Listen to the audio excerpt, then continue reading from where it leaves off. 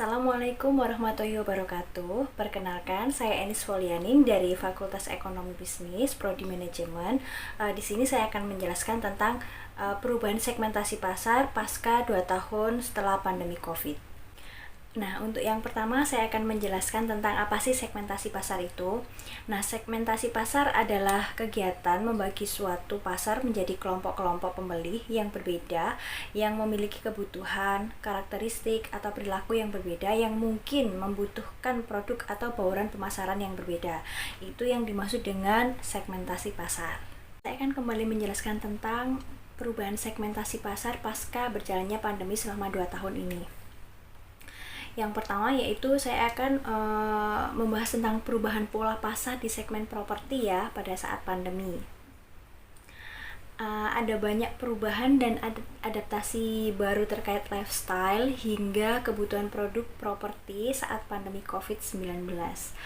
Pandemi membuat pasar melihat lebih spesifik segmen produk yang dipasarkan, salah satunya seperti yang dialami pengembang PT Diamond Citra Propertindo Tbk.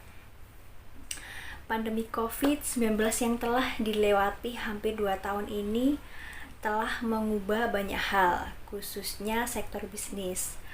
Setelah banyak adaptasi dan penerapan kenormalan baru, perekonomian nasional mulai tumbuh positif dan juga tercantum untuk sektor properti yang juga terus meningkat. Salah satunya yaitu emiten properti Diamond Citra Propertindo Tbk yang berhasil mencatatkan perbaikan kinerja bisnis saat pandemi ini. Emiten berkode DADA ini berhasil membukakan laba bersih mencapai 11,165 miliar untuk kinerja bisnis yang telah dijalani pada periode separuh tahun ini.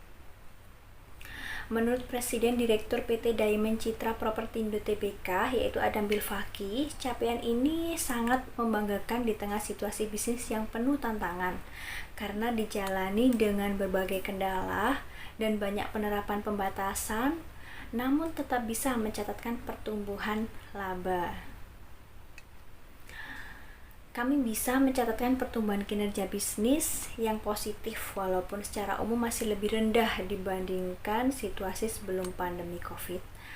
Capaian laba bersih 11 miliar ini akan didistribusikan untuk entitas induk kami dengan 10,047 miliar ditetapkan sebagai laba ditahan untuk memperkuat permodalan, yaitu 1,116 miliar disisihkan untuk dana cadangannya. Begitu katanya. Dengan pengaturan seperti ini, diharapkan perusahaan masih bisa menjalankan bisnis di tengah situasi yang masih penuh tantangan. Mayoritas laba yang dicadangkan sebagai laba ditahan juga diharapkan bisa mendukung pertumbuhan bisnis serta rencana investasi perusahaan ke depannya.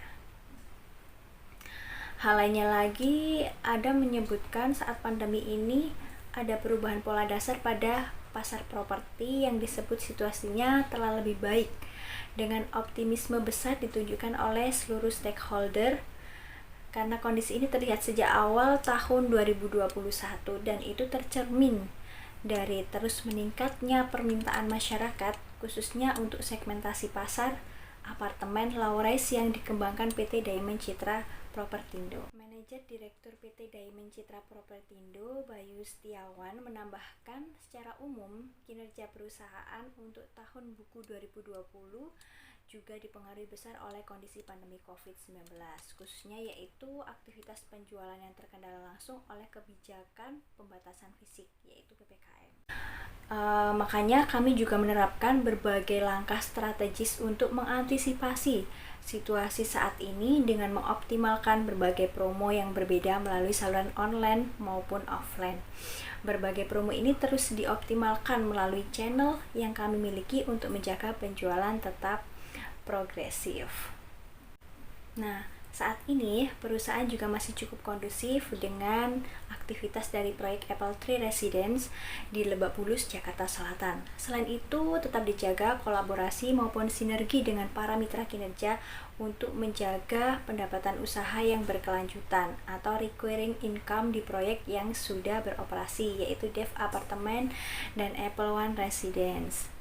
Nah, berikut penjelasan yang bisa saya jelaskan tentang perubahan segmentasi pasar pasca berjalannya pandemi COVID yang udah terlewati 2 tahun ini. Semoga penjelasan yang saya jelaskan barusan dapat dipahami, dan saya akhiri. Wassalamualaikum warahmatullahi wabarakatuh.